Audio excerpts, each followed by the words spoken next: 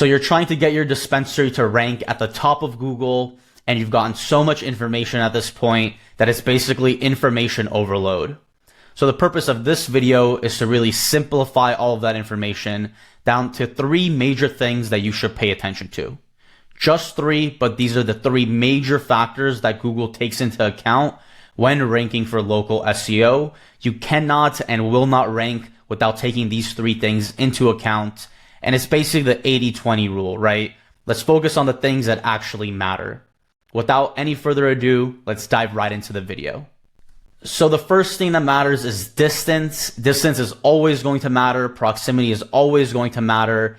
In the phrase local SEO is the word local, right? So Google wants to show searchers local businesses that are local to their area.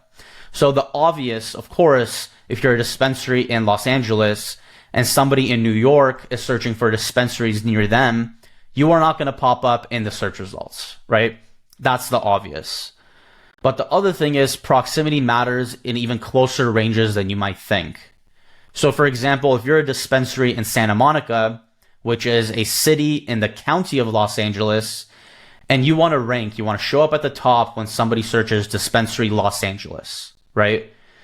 It's going to be an uphill battle. Google is much more likely to show dispensaries that are closer to the city center of Los Angeles than they are to show a dispensary 10 or 20 miles away. So you have to take that into account. You might want to just try to rank for keywords that are closer to your area. So dispensary Santa Monica, dispensary Venice, dispensary Westwood, right? Those are all cities in or around your area, and you're going to have a much higher chance of ranking for those keywords. The other thing is service area businesses. So in California, we have a Type 9 delivery only license where they have a warehouse that they deliver out of, but they are not open to the public. And if you have one of those businesses, you might be tempted to hide your address from your Google business profile. Well, that's going to be an uphill battle for you too, because then Google doesn't know where you are locally, and Google can't send local searches to your business, right? So Google recently changed their rules around this. They make it much harder to rank for local SEO if you're not displaying your address. So if you're a Type 9 license and you only do delivery, you still should display your address and try to rank for keywords in or around your location. I know sometimes this is completely out of your control, but I've seen businesses go as far as literally registering offices in certain areas, like, buying offices, paying for the lease on the office, just so they could get a Google business profile closer to the area that they're trying to target, right? So it's that important, it's that critical. You can't fake your way around it. You have to be as close to the location of that keyword search to rank for that keyword, right? So that's distance, that's proximity, that's number 1. The next thing is relevance. So this is number 2. Okay, you're in their area, right? Somebody's searching in Santa Monica, you're a dispensary in Santa Monica. But if they search for a barbershop Santa Monica, of course your business is not going to pop up. You're not relevant to that person's search term, right? So we want to make sure that your business is as relevant as possible. You're not trying to rank for search terms that are not actually what your business does or what it sells. And the first step of this is keyword research, right? So I already talked about, if you are in Santa Monica, you might want to rank for dispensary Santa Monica, dispensary Venice, dispensary Westwood, cities in or around your area. But there's a way that you can see how well you're ranking for those keywords today. So there's a completely free tool. I built this myself. This is on revenuekit.com. If you go to revenuekit.com and you click on SEO audit free tool, you can actually use this to search for your business listing and then see what keywords you're ranking for. So let's just go through this really quick. Let's say I search for, here, let's pick one of these guys. Let's do Hi in Northridge Dispensary. So first thing you're going to do is search for your Google business profile, and you're going to select that under business name. The address of this business is actually Los Angeles. So the first 2 keywords we're going to fill out for you. It's always going to be dispensary near me, and then it's going to be dispensary in the city of your address, right, in your business name. And then you could also do, let's say they want to try to rank for best dispensary Northridge. The third keyword you could fill out yourself. We're going to click continue. We're going to fill out our information and start the audit. What this is going to do is it's going to scan your Google business profile. It's going to pretend that it's a consumer in your area searching for those keywords, and it's going to give you an exact audit of how your business ranks currently. So let's give this a second to run, and I'll see you guys in a second where we can see the results.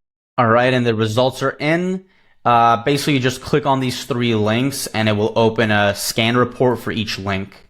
So let's take a look at dispensary near me, right? If somebody searches for dispensary near me, this is how the search results look. So what this software does is it pretends to be a consumer in each one of these dots, right? So they literally do a search in this area, a search in this area, a search in this area, and they see where this business ranks in that area. So you can actually see for dispensary near me, if somebody searches in these areas, if they're here, this dispensary does rank number 1, right? And I'm not far from this area, which is why I'm seeing them as number 2, right? When I search for dispensary Northridge.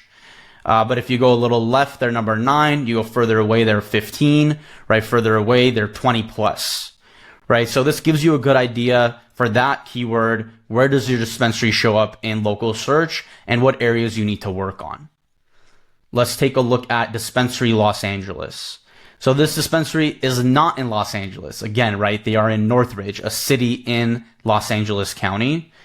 They do show up if you are very close to that dispensary, but they fall off very quickly away, right? So the proximity really kicks in here.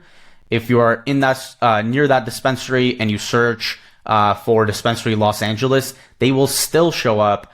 But again, you go a little further away, all of a sudden the proximity kicks in and they are irrelevant. They don't show up at all. The last thing is for best dispensary Northridge. So this is where they seem to do the best, right? If you search best dispensary Northridge, and even in a widespread area, they are showing up 2nd or 3rd place. So they're doing really well for that keyword specifically. So do your keyword research, see what your competitors are ranking for, see the keywords that you want to rank for, and where you stand. You could run this report, again, for free on RevenueKit.com. The other thing is, if you want to see where Google wants you to be for proximity's sake, a good way to do it is just search the keyword. So if you search dispensary Santa Monica, for example, Google is literally showing you the area that they expect you to be in, right? So by default, if I don't move any of this around, right, I just search dispensary Santa Monica, I click enter. By default, that little box, that square, is the section that they're looking at. So if your dispensary is within that limit, you have a great chance of ranking for that keyword. If you are not in this box, your chances fall off the further away that you get. Cool. I hope all that makes sense. That's keyword research. That's proximity we talked about. Some other things that you can do to make sure that you're relevant to the consumer search is optimize your business description. So, Google's literally asking you, they're giving you a place to type out your description. They're asking you, what do you do? What areas do you service? Who do you service? They're going to take that into account when people search for keywords, whatever keywords that you want to rank for, make sure that you mention those repeatedly in your business description. That's just an easy one. It's a set it and forget it. And then lastly, your category as well. Another easy one. Of course, if you're categorized as a barbershop on Google, you are not gonna, or if you're categorized as a dispensary on Google, you're not gonna pop up when somebody searches barbershop near me. But there's also adjacent categories, right? So some people put themselves as like a smoke shop or a drugstore or a CBD store. Just again, depending on the keywords that you're going for, the category you're in can make or break that. So again, an easy thing to do is just search the keyword that you're trying to rank for and see what category people have selected, what's working for them. In this case, for dispensary Santa Monica, cannabis store, the top 3, they're all using the cannabis store category. So chances are you want to use that category as well if you're targeting that keyword. And that is relevance. Okay, so that's number 2. You are close to the consumer. You're also now relevant to their search term. They're searching dispensary Santa Monica. you're in Santa Monica, you have Dispensary Santa Monica keywords in your description, and you're targeting it intentionally, and you have cannabis store in your category. So far, you're set up for success. The next thing we want to look into is prominent. So this is the last thing. So how prominent is your business? How much authority does your business have? And the way Google looks at this is primarily broken down into citations and reviews. So what a citation is where is your business listed, right? So let's say you have a Google business profile, but you're not listed on Yelp, you're not on Facebook, you're not on Foursquare, you're not on Weedmaps, you're not on Leafly. How confident is Google going to be to rank you at the top and show you as a result when somebody searches Dispensary Santa Monica, right? Their confidence is tanking. So in contrast, let's say there's a business that is targeting the same keywords as you, but they're listed everywhere. They have a wide reach across the internet. Google looks at all of these things to build prominence and to make sure you're a business that people can trust, and they can trust ranking you at the top as well. So you want to build out your citations, as many as you can, on Yelp, on Google, Facebook, industry specific ones such as Weedmaps and Leafly, literally as many as you can. The more citations, the better. And you want to make sure that you have NAP consistency, right? So all NAP consistency is, it sounds fancy, is just your name, that's N, your address, that's A, and phone number, that's P. So you want to make sure wherever you're listed, if you're on Yelp, if you're on Weedmaps, the name of the business matches, the address of the business matches, and the phone number matches. Why? Again, just for credibility, for consistency, for trust. Imagine if you're on Google Business and you're saying your address is one thing, but your address on Yelp is something different, and your address on Weedmaps is something different, and Leafly it's something different. Again, you're less credible, you're less trustworthy, and Google is going to demote you as a matter of that, right? So they want to make sure you're a real business, you exist at that address that you're telling Google you exist, your phone number is accurate, and that NAP consistency helps when you're building citations. Lastly, we have reviews.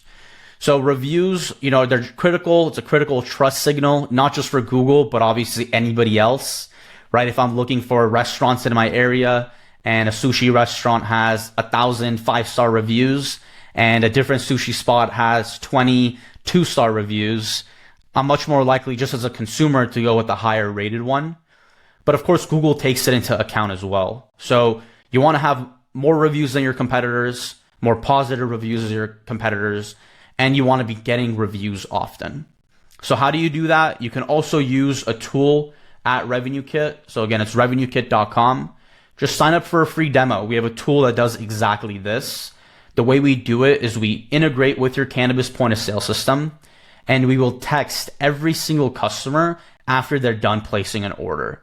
And we basically ask them to leave a review, and we encourage them to leave a positive one. So this is an example of how your review profile can look. You can customize it with your logo, your colors, your branding, of course. And this is what we text the consumer, and this is how we ask them to leave a review. So every consumer is going to get this automatically through text.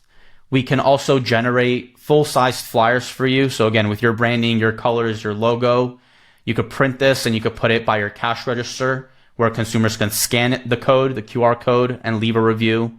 We'll also generate half-sized flyers for you. So you could print these out and put them in with every order, right?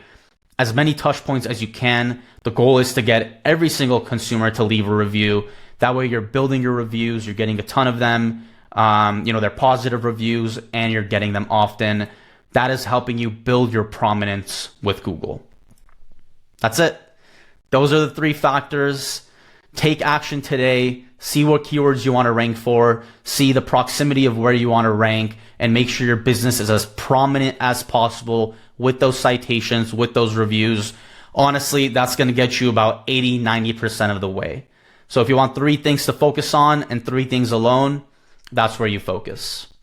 That's it for this video. If you have any comments, questions, feedback, leave a comment below. Let me know how I could help. Until next time, peace.